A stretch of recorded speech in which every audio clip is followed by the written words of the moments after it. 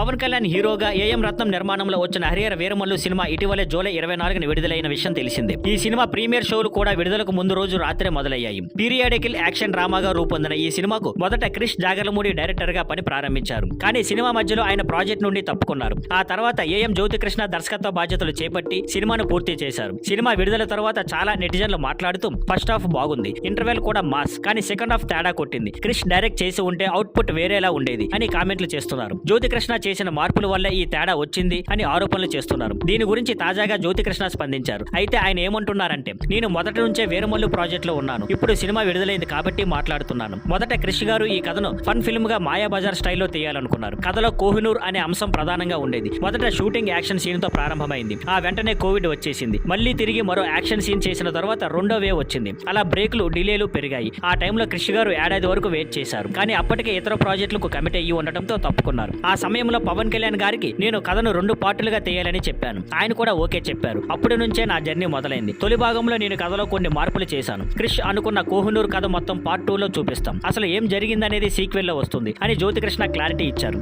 అంటే తొలి పార్ట్ స్టైల్లో వేరేలా ఉండటం, కథ మారిపోవడం వెనక ఉన్న అసలైన కారణాలు ఇవేనని ఆయన చెప్పారు. Thank you for watching. Please like, share and subscribe.